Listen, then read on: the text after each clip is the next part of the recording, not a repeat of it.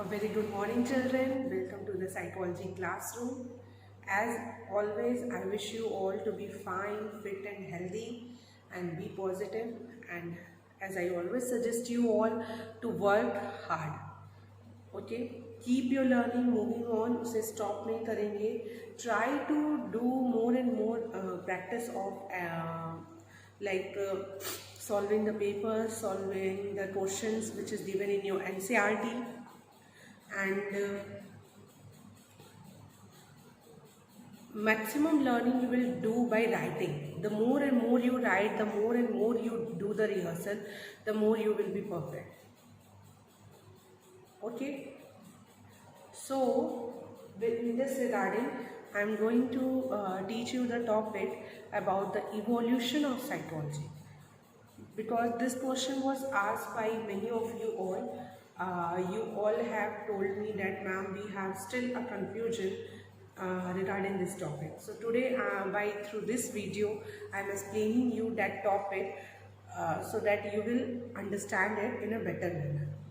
So the topic of today is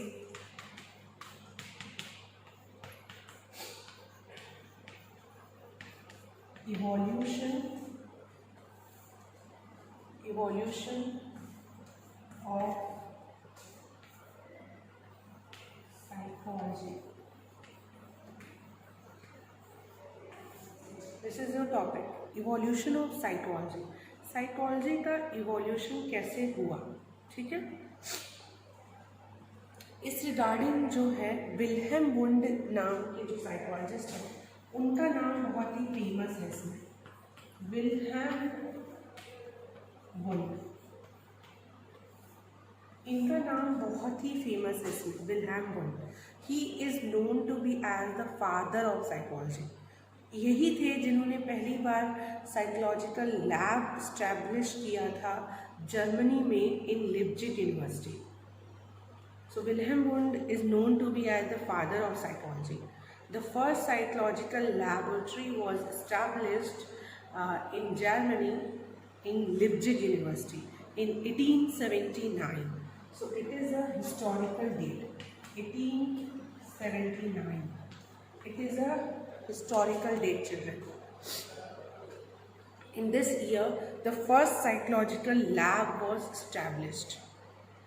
So this is a very important point for you all to be noted down, that in 1879 the first psychological lab was established in Germany in Leipzig University by Wilhelm Wundt.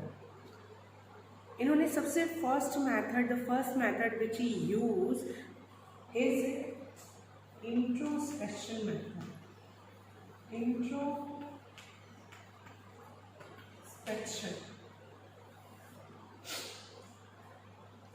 Introspection method. Okay, let me write it here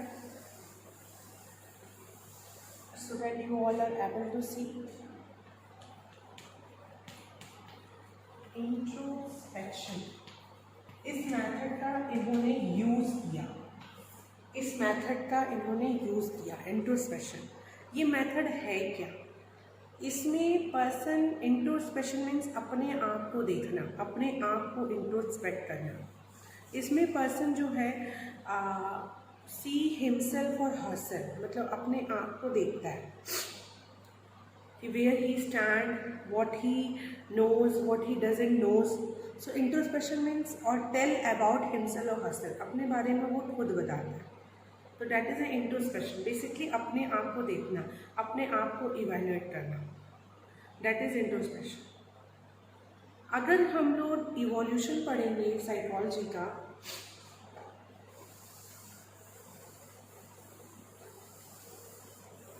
तो इस term में कुछ schools of thought आते हैं, ठीक है. तो पहले मैं वो स्कूल्स आपको बता देती हूँ कौन से स्कूल है या जो कि इवोल्यूशन में रोल है उनका, ठीक है. कौन से स्कूल हैं जिनका इवोल्यूशन में रोल है, या इन स्कूल को आप अप्रोचेस भी कह सकते हो. In sum where you will find it in the name of approaches. तो the first one in the structuralism.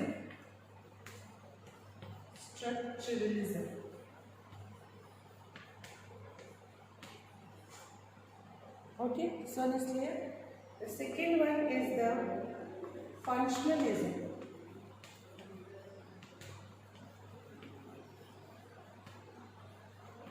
Second one is the functionalism. Third one is the behaviorism. I want you all to note down this one also. Behaviorism. Okay.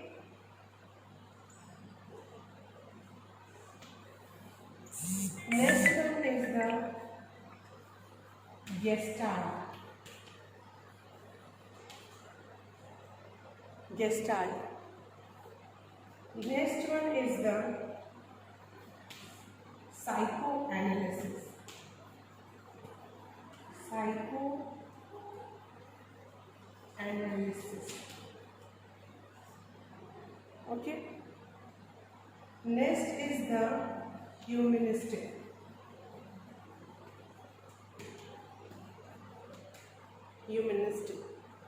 Okay.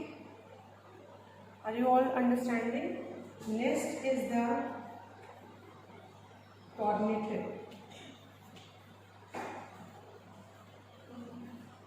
Next is the cognitive. Okay. So you can see, children, these 1, 2, 3, 4, 5, 6, 7 school of thought came regarding to the field of psychology.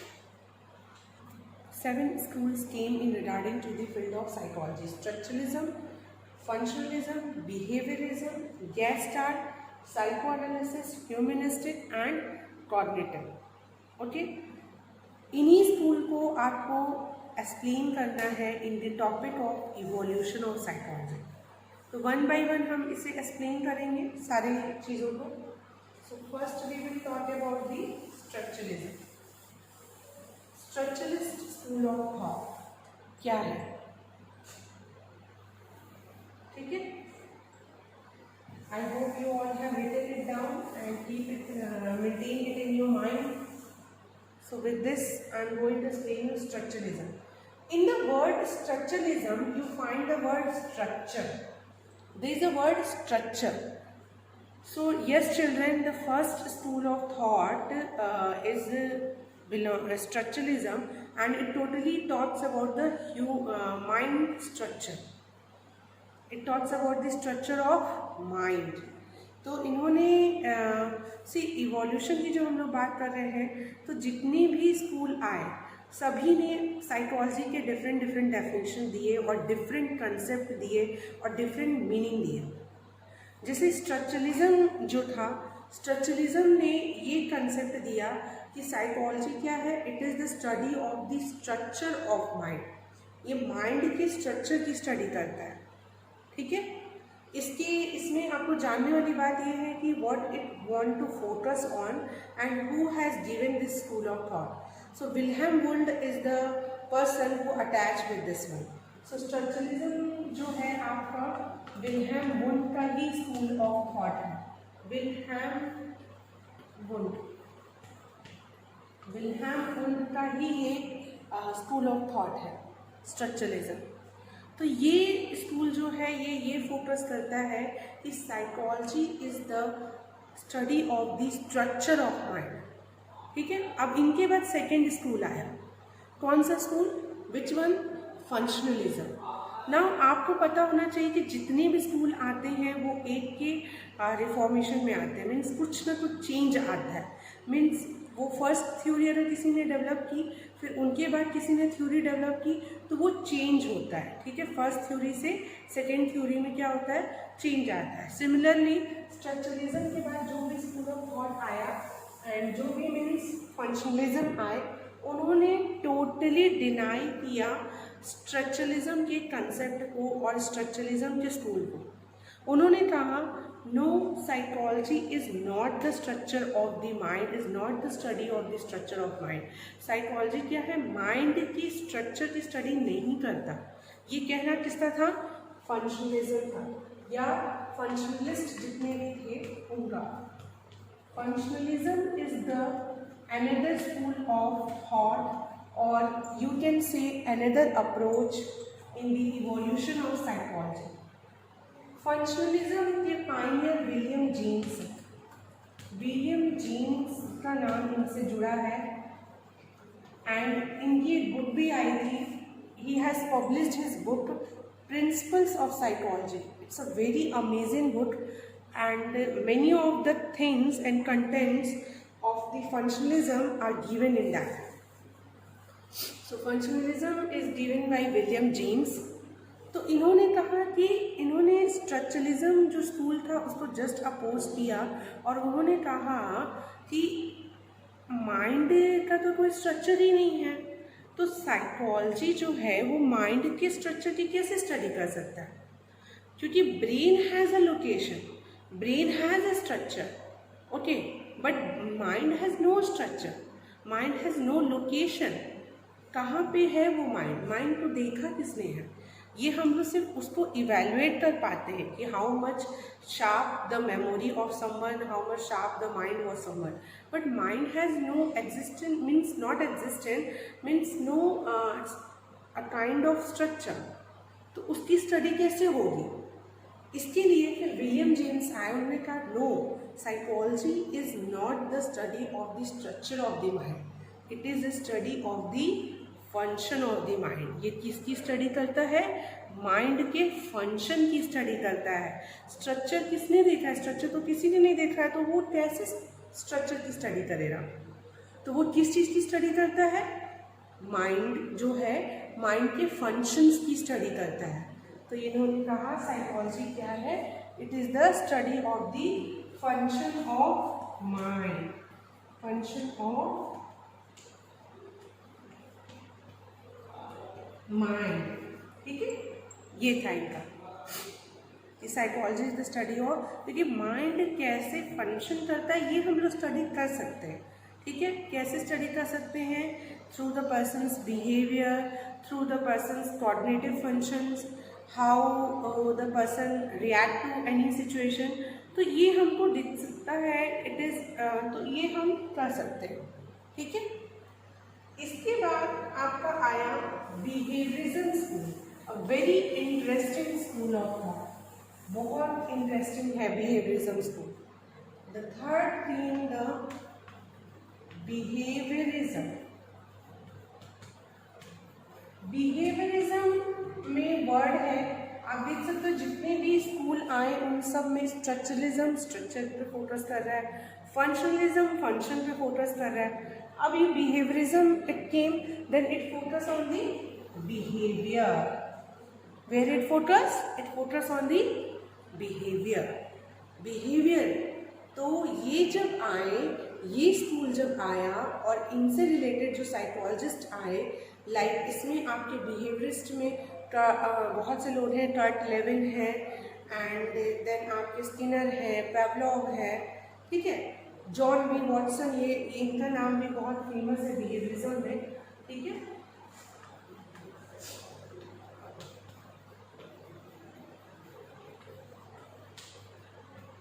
ठीक है, तो ये सारे लोग behaviourist कहलाते हैं।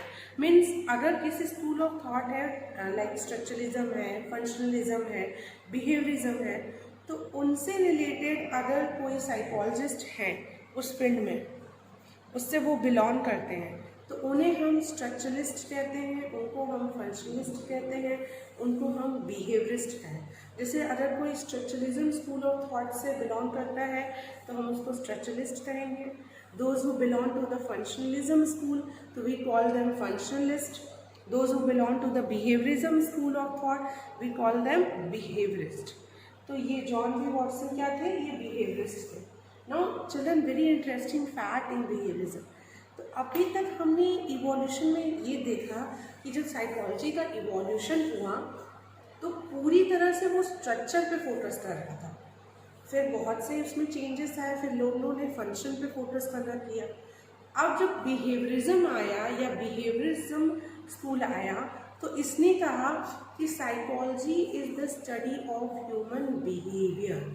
Psychology क्या है? It is the study of human behaviour. इन्होंने कहा कि no, psychology doesn't study the structure of mind, it doesn't study the function of mind.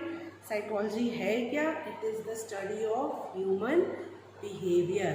हम लोग साइकोलॉजी में ह्यूमन के बिहेवियर को स्टडी करते हैं, ठीक है, माइंड को स्टडी नहीं करते हैं। ये कंसेप्ट बिहेवियरिज्म ने, जब बिहेवियरिस्ट आए तो उन्होंने इन कंसेप्ट को रॉन्ग कहा कि बिहेवियरिस्ट साइकोलॉजी क्या है, it is the study of human behaviour. हम लोग माइंड को नहीं स्टडी करते हैं, हम लोग किसकी स्टडी करते हैं, बिहेवियर की स्टडी करते हैं, मेंटल प्रोसेस की स्टडी करते हैं और एक्सपीरियंसेस की स्टडी करते हैं। और इसी से ही हमारा डेफिनेशन भी बना है that what is psychology. Psychology is the scientific study, ये साइंस है बच्चों, साइकोलॉजी साइंस है, ठीक है, बिकॉज ऑलरेडी इसमें लॉजी वर्ड ऐड है जिसका मतलब ही होता है साइंस या स्टडी ऑफ ए सब्जेक्ट। तो ये क्या कर रहा है, it is the study of, it is a science और it is a scientific study करता है। ये कोई भी चीज़ हम लोग स्टडी करते हैं, अगर हम किसी के बिहेवियर को भी स्टडी कर रहे हैं तो उसका भी एक प्रॉपर मैथड होता है, सिस्टमैटिक वे में करते हैं और एक साइंटिफिक वे होता है। सो साइकोलॉजी क्या हुआ, it is a scientific study of human behaviour, experiences and mental process of an individual. हम लोग ये तीनों चीज़ों की स्टडी करते हैं बच्चों, पर्सन के एक्सपीरियंस की, पर्सन के बिहेवियर की और पर्सन के मेंटल प्रोसेस की, क्या मेंटल प्रोसेसेस हो रहे हैं, ठीक है। Okay, I hope you all understand. So come to the school behaviourism. तो ये स्कूल ने बोला कि साइकोलॉजी क्या है, it is the study of human behaviour, behaviour की स्टडी करते हैं। और इन्होंने कर्ट लेविन जब आए तो ये भी बिहेवियरिस्ट थे कर्ट लेविन, तो उन्होंने एक इक्वेशन भी दिया बिहेवियर क्या है।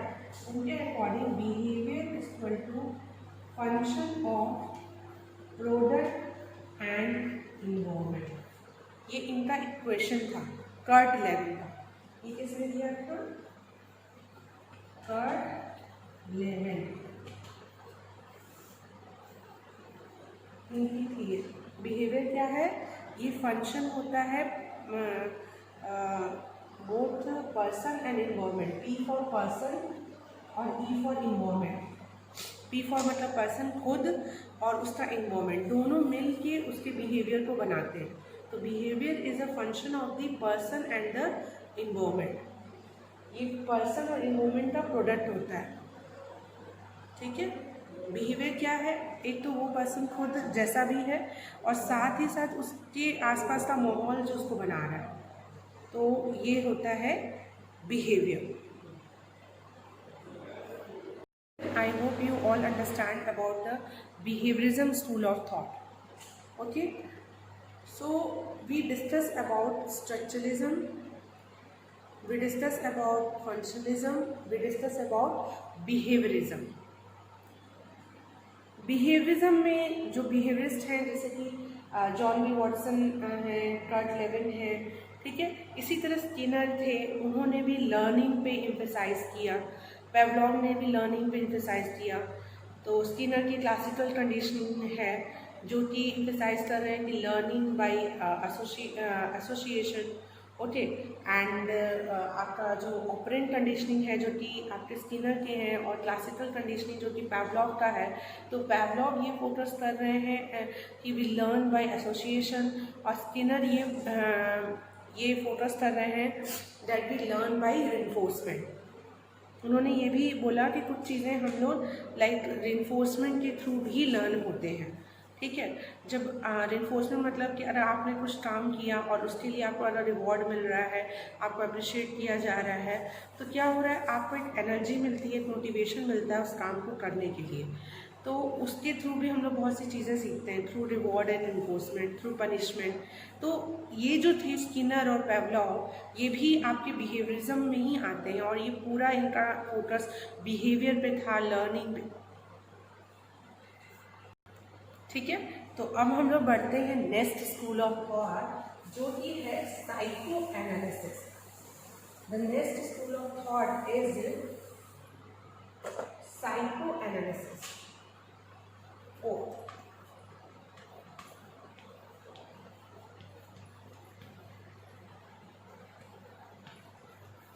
साइको एनालिसिस भी स्कूल था जो कि ये स्कूल सिगमंड फ्रेड ने दिया है।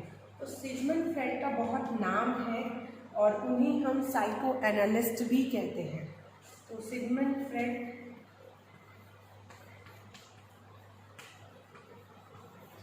ठीक है बच्चों, आपको समझ में आ रहा है ना, सिगमंड फ्रेड।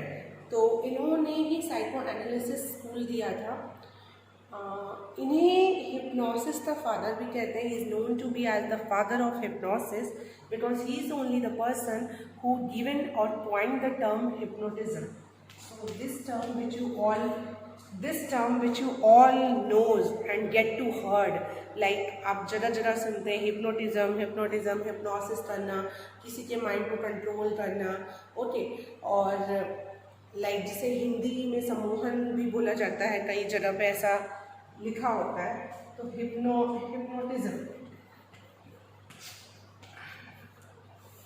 हिप्नोटिज्म जो कि हिप्नोसिस वर्ड से डिराइव हुआ है, कह सकते हैं हिप्नोटिज्म। तो ये टेक्निक है where it's not like that, इसे लोगों ने ये तो बना दिया है कि इससे through we are able to control someone's mind. ऐसा नहीं होता कि हम लोग किसी के माइंड को कंट्रोल कर सकते हैं। Hypnotism is a technique which bring the unconscious material into the consciousness. ये काम होता है इसका। जो चीज़ें हमने अनकॉन्शियस में डाल दी है, रिप्रेस्ड कर दी है, उसको सप्रेस कर दिया है और कहीं ना कहीं वो हमारे मेमोरी से जा भी चुकी होती हैं, तो हमें उनके बारे में अवेयरनेस नहीं होती है। We don't have a knowledge and awareness of that. तो उन मैथड्स को लाइक हिप्नोटिज्म से हम लोग अनकॉन्शियस को कॉन्शियस में लाते हैं, okay. So it is a technique of not controlling the mind, it only bring the unconscious thing into a consciousness। जो चीज़ें रिप्रेस्ड हो रही हैं, पर्सन भी उस चीज़ों को लेके अवेयर नहीं है, बट उसकी वजह से कहीं ना कहीं उसके साथ कोई ना कोई प्रॉब्लम हो रही है। तो क्या है कि उसी को ही वो कॉन्शियसनेस में ला के उसकी प्रॉब्लम को स्लोली ट्रीट करते हैं। तो that is a technique which is known as hypnosis and Sigmund Freud is the father। उन्होंने ये टेक्निक डेवलप की थी। आज इस टेक्निक को एक और नाम से भी जाना जाता है जो आपके बुक में नहीं दिया है, but as a knowledge I am giving you, that is EMDR। ये EMDR भी कह सकते हैं। EMDR का फुल फॉर्म होता है eye movement desensitization and reprocessing. Like earlier लोग पेंडुलम्स का यूज करते थे in order to do the movement of the eye. Sometime it can be done by pendulum also and sometime it can be done by finger also. तो with the movement of the eye they desensitize the person and make them into an unconscious and bring out all the materials from unconsciousness to the consciousness, and through the methods of the free association and following the method of the free association as well as relaxation with moving on with the relaxation and breathing technique also. So that is EMDR. So I hope children this is clear to you all in a very proper manner. EMDR, hypnotism, Sigmund Freud। Now तो ये जब school आया बच्चों, psycho analysis जो कि Sigmund Fred ने दिया था, इनका पूरा तरह से फोकस देयर इज अनकॉन्शियस चीज़ों पे। सिगमंड फ्रेड की ज़्यादातर वर्क जो है, मैक्सिमम वर्क उनके जो है वो, उनके जो भी वर्क है वो अनकॉन्शियस पे ही है। Unconscious feeling, unconscious desire, unconscious motive, तो इसी सब पे ही उनके वर्क है, ठीक है। यही है जिन्होंने फ्री एसोसिएशन का मेथड लाया है, technique which is developed by only him, free association, dream analysis, ये सारी चीज़ें सिगमंड फ्रेड की ही टेक्निक है, सिगमंड फ्रेड की ही वर्क है, आई कैन से। सो ये टेक्निक जो है unconscious aspects of the person की बात करती है, ठीक है। दैट साइकोलॉजी क्या है, it study the unconscious mind, it study or it bring the unconscious material into the consciousness। Sigmund Freud ही हैं जिन्होंने इड, ईगो और सुपर ईगो की भी बात कही। पर्सनालिटी के 3 स्ट्रक्चर्स होते हैं हमारे, id, ego and super ego. तो ये अनकॉन्शियस की बात, free association technique, dream analysis, id, ego, super ego, ठीक है, ये सारे कंसेप्ट किसके हैं बच्चों, ये है सिगमंड फ्राइड के। तो यही था आपका overall psycho analysis school. Now moving toward the next school.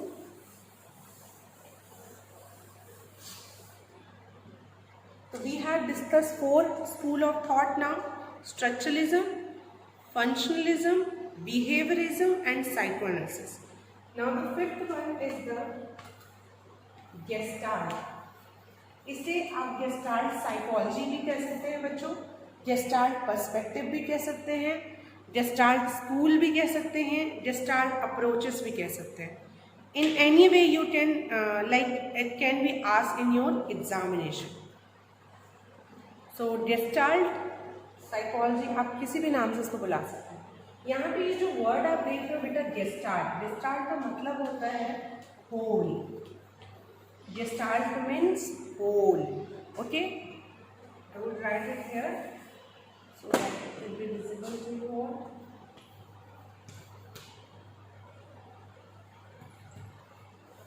Gestalt means whole. whole की बात कर रहा है। Gestalt का एक फ्रेज है that whole is something more important than sum of its parts. इनका ये कंसेप्ट था कि हम जब भी परसेप्शन करते हैं, ये गेस्टाल्ट हैं। इन गेस्टाल्ट वर्ड का मतलब ही होता है, the meaning of the word gestalt is whole and gestalt all work was done on the perception. ये लोग परसेप्शन पे ही इनका वर्क है, ठीक है। Okay, perception they all had the work on the perception. There are some Gestalt psychologists whose name are Wolfgang Kohler, Kurt Kofka. Okay, so these Wertheimer, Max Wertheimer, so these are the Gestalt psychologists. इनका concept यही था बच्चों कि that whole is something more important than, उनका ये कहना था, they were trying to say that whenever we perceive any person we perceive them as a whole not in part. कहने का मतलब ये है कि जब भी हम किसी भी चीज़ को देखते हैं, चाहे वो पर्सन हो, चाहे वो ऑब्जेक्ट हो, चाहे वो कुछ भी हो, हम उसे एज अ होल में देखते हैं। Then our perception, then our mind goes to its part, ठीक है। For example, a dog is walking on the road. You are able to see if you, at one glance, are you able to see the dog hair or dog eyes, or you are able to see the whole dog? So I think the third option is right, that you are able to see the whole dog. तो बच्चों यही होता है कि हम जब भी हमारा एट अ वन ग्लांस और एट द फर्स्ट परसेप्शन हमेशा यही होता है कि we see the thing as a whole, ठीक है। Then we go into its parts. हम लोग किसी भी पर्सन को भी देखते हैं तो उस पर्सन को एज अ होल देखते हैं, तब हमारा ध्यान उसके कुछ चीज़ों पे जाता है, ठीक है। Whenever you see the board, you see the board as a whole. Then your focus should be do on the okay, this one, this one, this one. Okay, so this is the concept of the Gestalt psychologist. ये उनका concept था कि whole is more important than sum of its part. So I hope this is clear to you all. Okay, so some of the Gestalt psychologists are, I should write down their name. Max Wertheimer, okay, ये थे। Then आपके Kurt Koffka, okay, these are the name, okay. Wolfgang Kohler, okay, Wolfgang, ये मैं इन सभी के पूरे नाम लिख रही हूँ, I am writing the full name of them. उनको ऐसे आप शॉर्ट में भी कई जगह दिया होगा, like somewhere it is written by the name of Kohler, Wertheimer and Koffka. Their last name was written somewhere, you find Kohler, Wertheimer and Koffka. ये सब गेस्टाल्ट साइकोलॉजिस्ट हैं। आई थिंक गेस्टाल्ट साइकोलॉजिस्ट आपको अच्छे से समझ में आ गया, gestalt perspective. हम लोग आगे बढ़ते हैं next school of thought which is, तो हम लोगों ने क्या क्या पढ़ लिया, structuralism, functionalism school, behaviourism, psycho analysis school and fifth one we had studied gestalt. Now the two schools are left. The sixth is the humanism. Humanism जो school है बेटा, ये बना है, इसके पाइनियर है कार्ल रॉजर और अब्राहम मास्लो। तो इनका जो था पूरा कंसेप्ट अपने सेल्फ को लेके था। इन्होंने कहा कि psychology basically focuses on the study of your own self. तो इसीलिए कार्ल रॉजर की सेल्फ थ्योरी भी है, जिन्होंने ज़्यादातर सेल्फ की बात की है। मैस्लो की थ्योरी है of hierarchy of needs. Maslow की थ्योरी है hierarchy of need and Roger की थ्योरी है सेल्फ थ्योरी। तो ये सारे लोगों ने वर्क किया कि साइकोलॉजी क्या है। ये जब स्कूल आया तो इसने ये इस चीज़ पे फोकस किया कि what is psychology, it is the study of human nature. ये ह्यूमन नेचर की स्टडी करता है। मतलब आप देख सकते हो बच्चों, जैसे जैसे डिफरेंट स्कूल आ रहे हैं, डिफरेंट अप्रोचेस आ रहे हैं, उन्होंने अपनी ही डेफिनेशन दी है। इनके जस्ट बाद आया cognitive. 7th is the cognitive. So I hope children you all understand about the different school of thought. तो कॉग्निटिव आए। कॉग्निटिव के जो पायनियर थे वो जीन पियाजे थे। जीन पियाजे ने ही मैक्सिमम कॉग्निशन पे, कॉग्निटिव पे वर्क किया था, जिसको हम लोग बहुत डिटेल में आगे स्टडी करेंगे। So with this I am ending my topic and I hope it is all clear to you all. Still if you have any doubt, you clear your doubts in the classroom. Thank you so much for carefully observing and watching this one. Make your notes and prepare your exercises very well. Thank you so much again.